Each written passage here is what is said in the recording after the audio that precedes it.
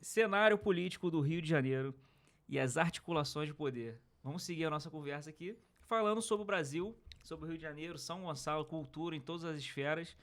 E aí a gente tem agora uma situação no cenário do Rio de Janeiro que é: a gente tinha 2 cadeiras vazias na LERJ, a gente tinha a cadeira do governador vazia também, e aí surge um desembargador que vem como essa pessoa diferente, assim, considerada fora do jogo de poder até o momento, né?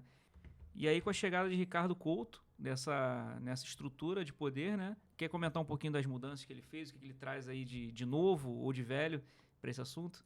Eu acho que o Ricardo Couto, o novo governador, né? Primeiro, eu acho muito perigoso a gente naturalizar o judiciário intervindo cotidianamente na política, né? E, sobretudo, quando alguns ministros ou algumas figuras do judiciário apontam dizendo que tem que fazer intervenção no Poder Executivo do Estado do Rio porque tem deputados bandidos, sendo a justiça responsável por investigar, condenar, prender esses eventuais deputados, né? Então acho que isso é uma questão muito ruim para o Rio de Janeiro, a gente não ter tido já a decisão final, seja por eleição direta ou indireta aqui no Estado, acho preocupante isso, né? Acho que é ruim para o Rio de Janeiro, mas também é muito ruim para o Rio de Janeiro ter tido o Cláudio Castro como governador, e ter tido o Witzel como governador, e ter tido o Pezão como governador. Acho que a gente vive um cenário ruim como um todo do sentido político, né? Mas eu acho que é ruim quando a política não consegue mais ter a capacidade de representar as pessoas e acaba que o judiciário tem que fazer uma intervenção desse tipo. O Ricardo Couto, veja bem, ele não é do ramo, né? Ele não é do ramo político, ele nunca foi político, ele não é do executivo, não é gestor, então imagino que seja muito difícil para uma figura como ele assumir o papel de governador.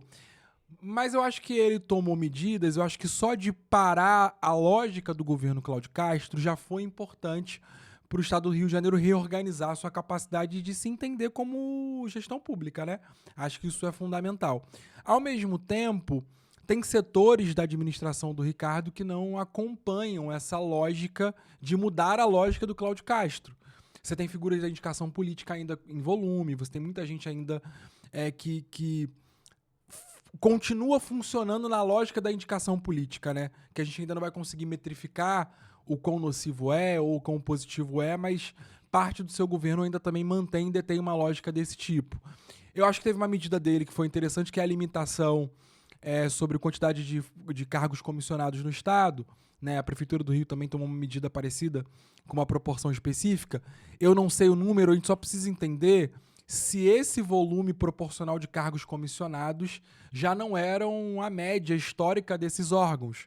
Porque um grande problema do orçamento público em relação a pessoal não está exatamente também na folha de comissionados, mas também está na folha de terceirizados e outros tipos de prestação de serviço.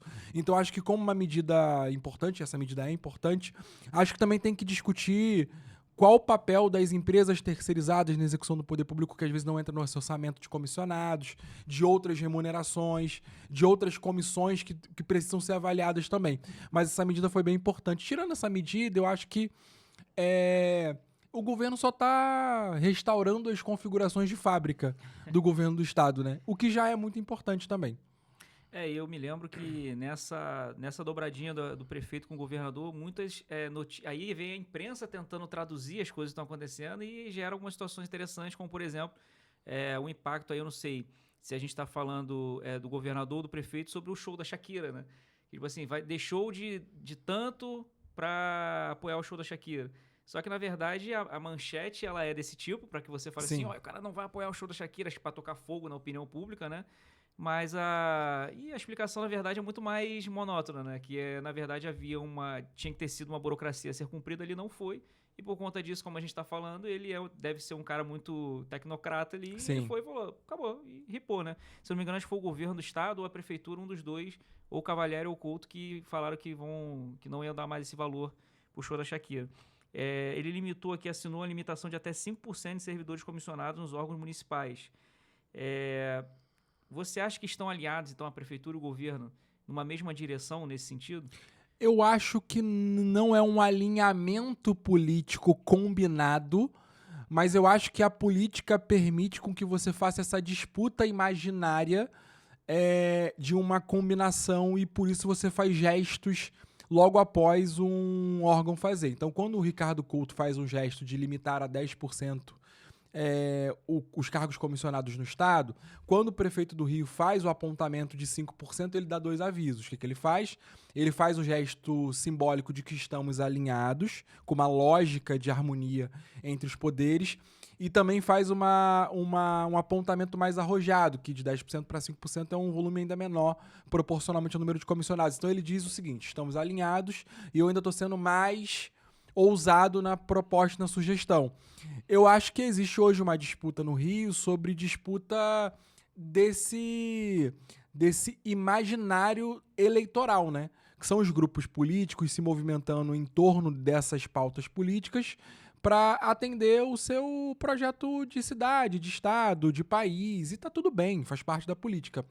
Quando tem esse episódio, né, que é, por exemplo, a limitação de 10%, de 5%, há quem diga que não.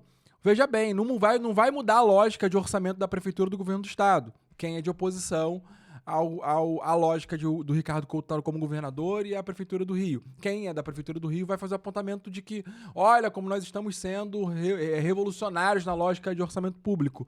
Então acho que a gente está nesse momento do estado, assim. Toda decisão política terá as máquinas políticas disputando qual projeto de estado se enquadra melhor para a eleição. E qual projeto você gosta mais? Eu gosto de um projeto de que fale mais sobre o estado do Rio de Janeiro do que sobre destruição de adversário, né? Eu acho que há um problema nosso no Brasil nos últimos anos, desde 2016, 2015, que você não discute qual copo é melhor, né? Você discute que o copo do outro é muito ruim, né? Então você não tem proposta para saúde, para educação. Você diz que a do outro é muito ruim. Você não fala como que você resolve o problema econômico do Estado. Você diz que o outro não resolveu o problema econômico do Estado ou que o outro fez isso. Você não diz como que você resolve o problema de segurança. Você diz que o outro não resolve o problema de segurança com o que ele pensa. Então acho que o que eu acredito pro Estado é isso, assim.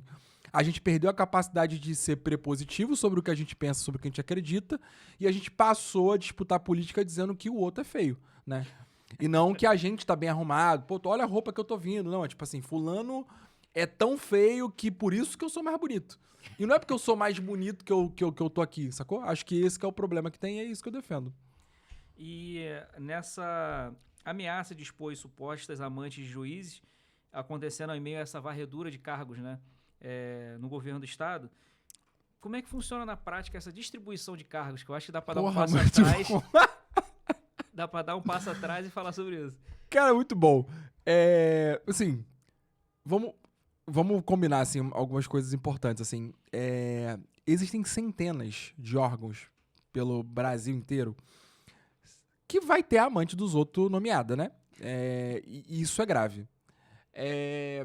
Ao mesmo tempo, me parece uma lógica muito ruim de como que os homens governam o Estado, governam prefeituras, governam o país, no sentido de que o debate sobre o país, Estado e municípios é sobre suas amantes e não sobre o que eles pensam politicamente. Então, assim, ó que ponto nós chegamos, assim, né? E aí é uma autocrítica não só para os políticos, mas para os homens políticos.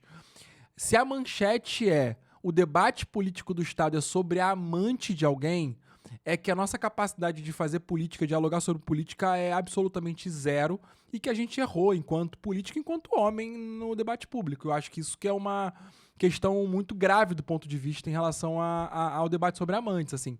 Mas fato é que, na lógica de governabilidade dos homens nos últimos anos, décadas, séculos e tudo mais, a pauta de amante em órgão é muito comum, né?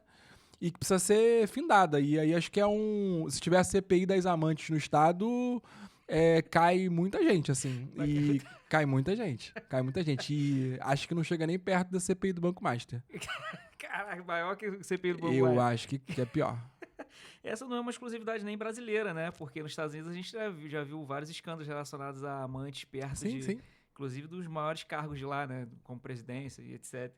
Mas a relação entre governo estadual e federal é a capacidade de investimento, né?